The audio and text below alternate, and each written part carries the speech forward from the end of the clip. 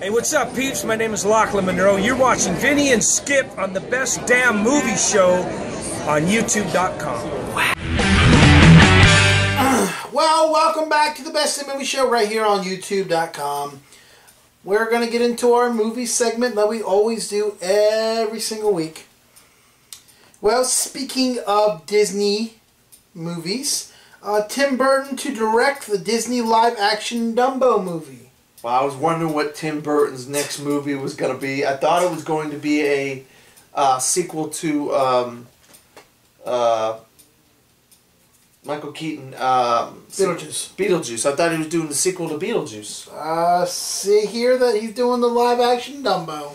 See, well, first of all, he already done Alice in Wonderland. Now he's doing Dumbo. We forgot about when we were talking about movies that have been made into animated movies from Disney that have been made into live action. He did Alice in Wonderland. Now he's doing Dumbo. Yep. That's going to be interesting. Now we got 2 elephant movies in the last couple of years. We had Water for Elephants. Now we got Dumbo. Any information besides that on Dumbo, or? I can pull it up here. I mean, any actors or anything like that, or just straightforward just Dumbo? That's it. I mean, what's the fascinating with movies about elephants? All of a sudden, we had the great Dumbo drop, and now we had Water for Elephants. Now we got Dumbo, live action Dumbo.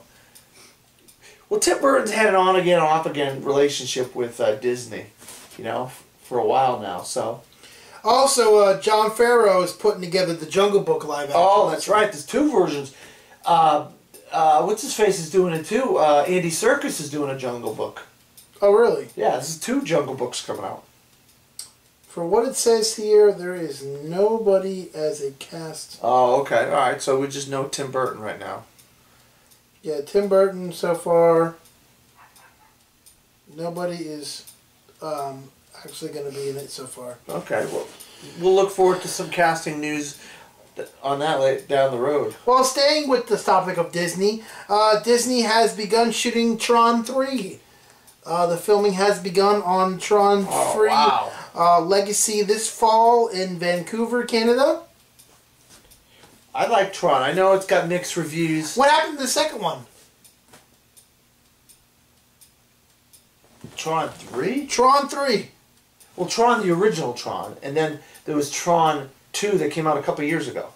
Yeah, but with Jeff Bridges. But they never said it was Tron 2, though. Yeah, but it was Tron Legacy or something like that. What's this one called? Tron Legacy. Oh, that's what I'm saying, though. It's confusing because when they began with the first one, they said they're revamping it to the new series. So if they're doing it then this is wrong. Yeah, that's right. But there was an animated series that supposedly came after Tron 2. And it looked just like Tron 2. I mean, literally, it looked just like it.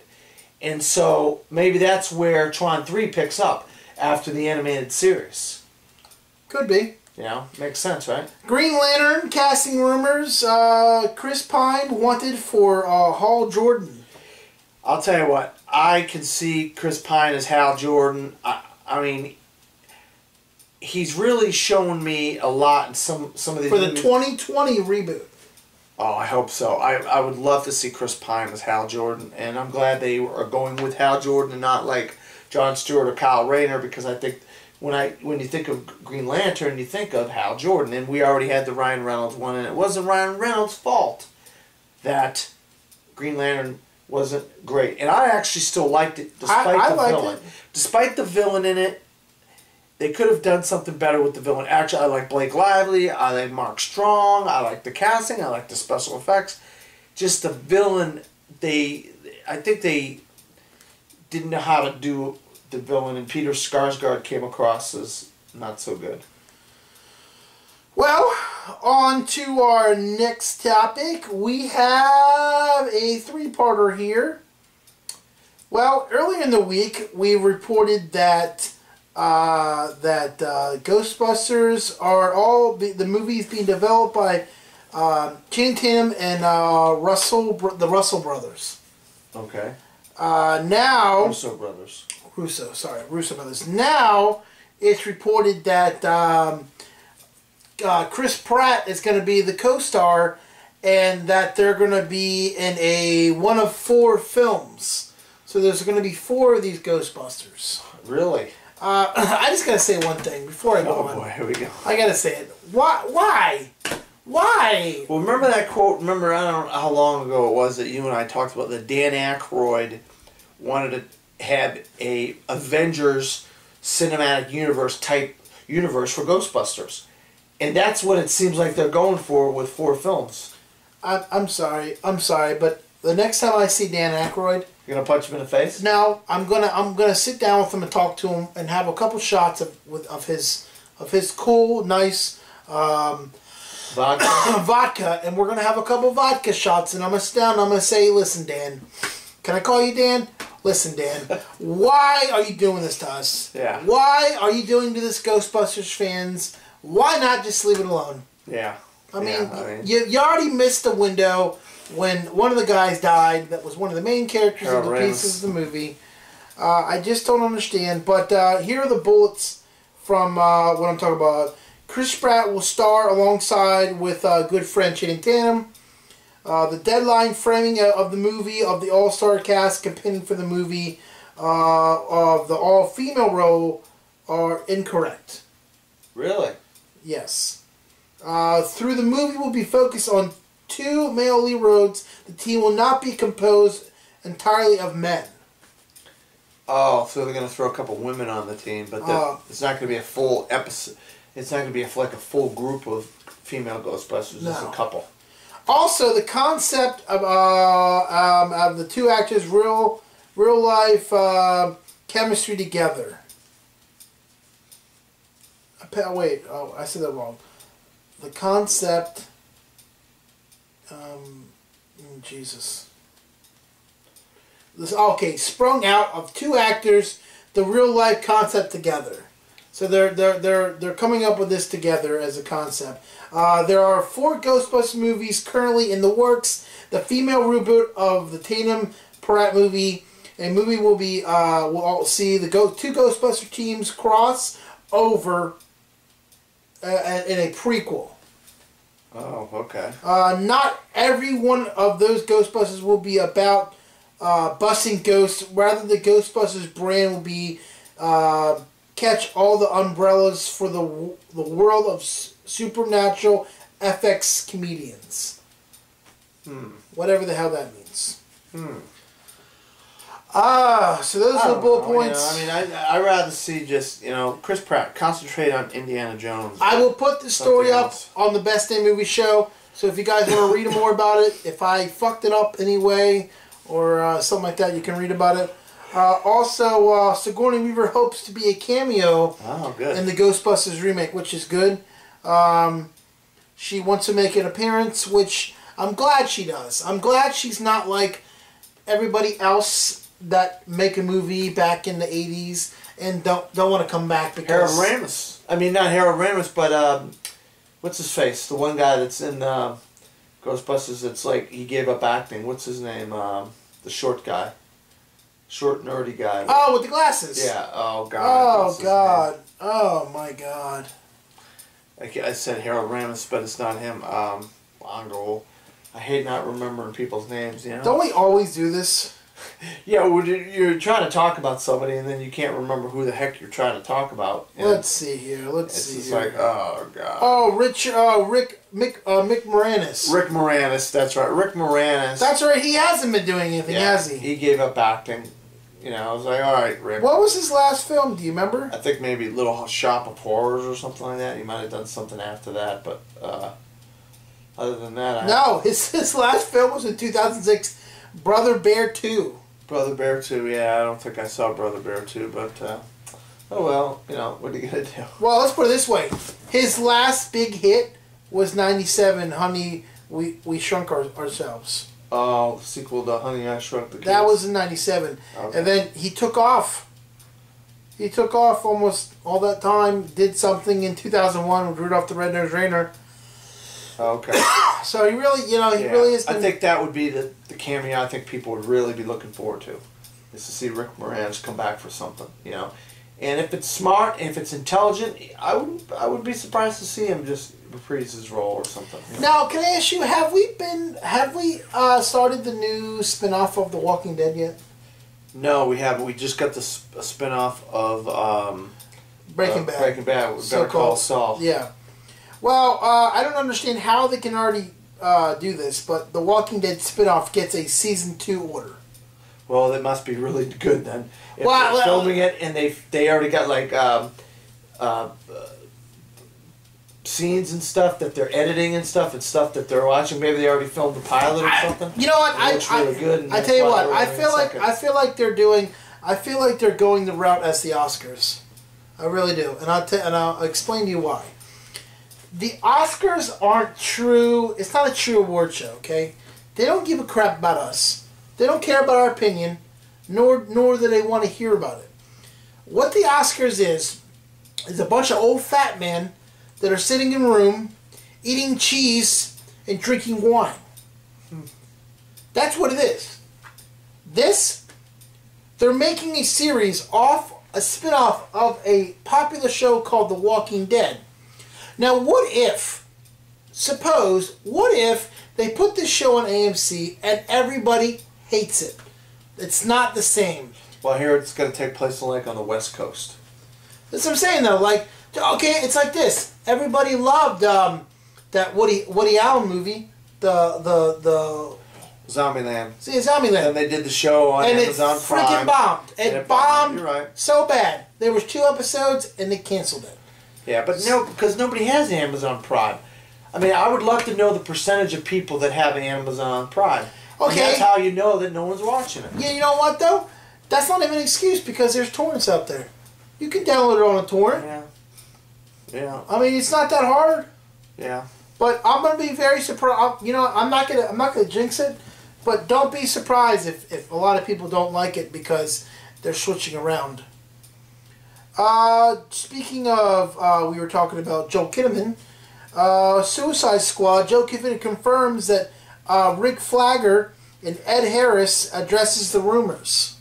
So he's addressing the rumors that he possibly could be Rick Flag in the Suicide Squad. He is Rick Flag. Oh wow! I'm glad. I'm glad to see Joel Kinnaman get some good roles, and hopefully Suicide Squad is really good, and that'll blossom him into a bigger career because I really do like Joel Kinnaman. I thought he's fantastic in The Killing, and I loved him in Run All Night.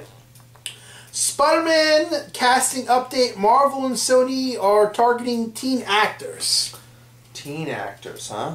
EastEnders star Sam Strike is rumored to play Spider-Man.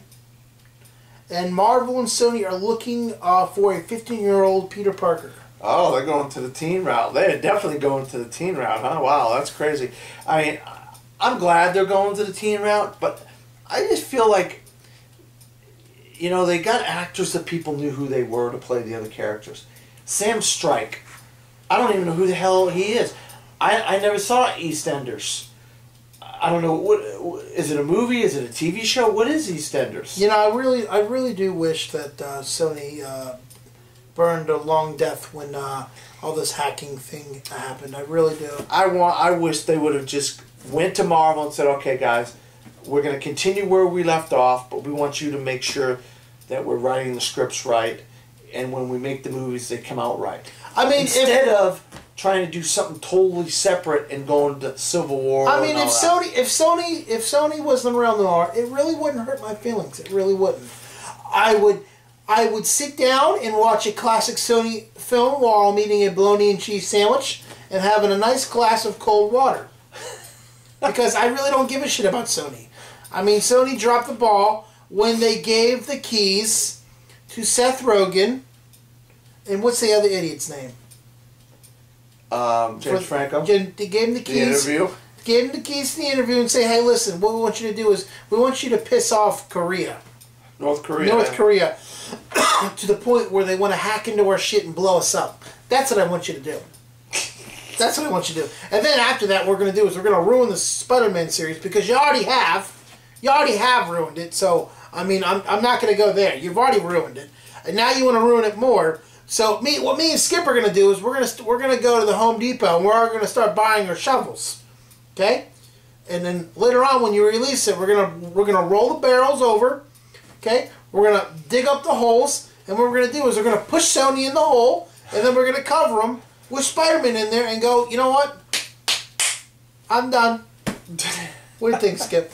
Sounds like a plan to me, yeah. Sony. I mean, I liked Andrew Garfield, too. I liked his Spider-Man. I just wish they would have I like Emma bought Stone. his contract. Well, she was, you know, in the comics she died, so her character died in the movie. But I like how I liked... Yeah, I liked her. I mean, why couldn't they just buy Andrew Garfield's contract and have him continue over into Civil War? Why do they have to come up with a completely new Spider-Man? Well, if it doesn't make anything worse, this next story might, you might throw your hat on this one. Oh boy, here we go. According to James Gunn, James Gunn, the Marvel will be not attending San Diego Comic-Con. Yeah, I did hear this yesterday. A little bit of a bird told me that. Well, think about it, okay? Disney has what's called D23, all right? And why would you go to San Diego Comic-Con when you have your own convention that you do? It's called D23. And Star Wars has Star Wars Celebration. So, you know, Star Wars is going to go to Star Celebration. They're going to do their own thing in April, Star Wars Celebration. So they don't have to go to Comic-Con. Marvel, on the other hand, has D23 with Disney. And so Disney, I could see Disney saying, yeah, why do we want to promote somebody else's convention when we have our own thing going on? The only question is, Ant-Man comes out like 5 days after Comic-Con. Why wouldn't you amp up Ant-Man by bringing it to Comic-Con? That's the only thing that I have questions about. I'm going to let the last story for you to read that one. Okay. We got Mike Coulter, star of Netflix Luke Cage series, calls his character a more tangible hero than Iron Man and Thor. Well, Luke Cage has always been more of a gritty character, a more down-to-earth character. He's got relatives, he's got people that he knows in the Hell's Kitchen part of New York or the Bronx. So I can see him being more tangible meaning he has more people that he knows, and they have problems, and they have financial issues and illnesses, and where Tony's this rich, you know, socialite. You have all the best women and the best cars, and he becomes an alcoholic.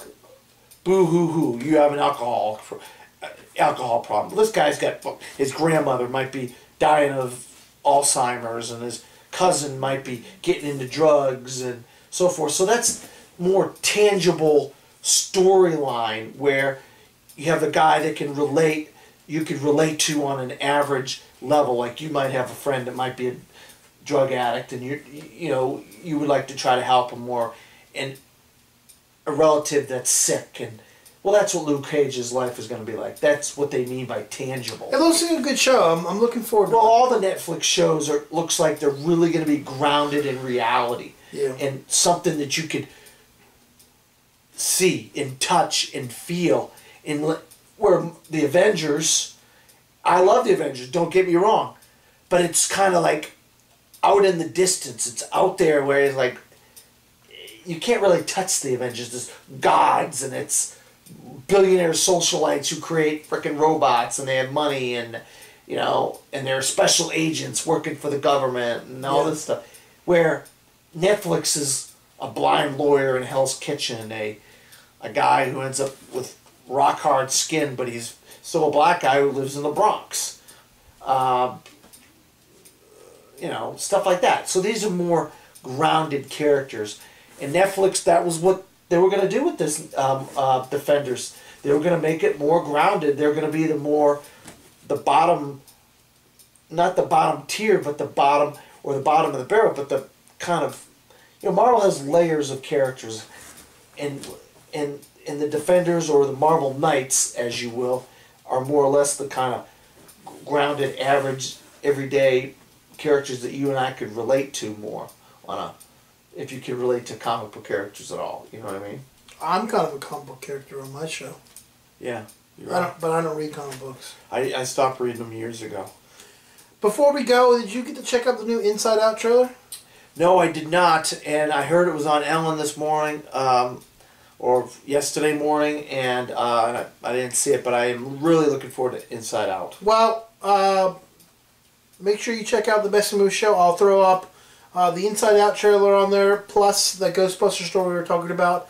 And if anything else that we missed out this week that you thought maybe we should cover, you know, hit us up on the Facebook, you know, thebestinmovieshow.com, on Skip Dan Allen's page, or me, Vinny Laspada, and then you have your website still going, right? Yeah, from the fourth row at WordPress.com. I wrote an article a couple days ago about Neil Blomkamp, the director of Chappie, and his career, and where he's going with Aliens 5. And then you also have a really good article about boxing that I read that I thought was really good. Yeah, I did a 2-part article about boxing films, because boxing films are such a great genre of films.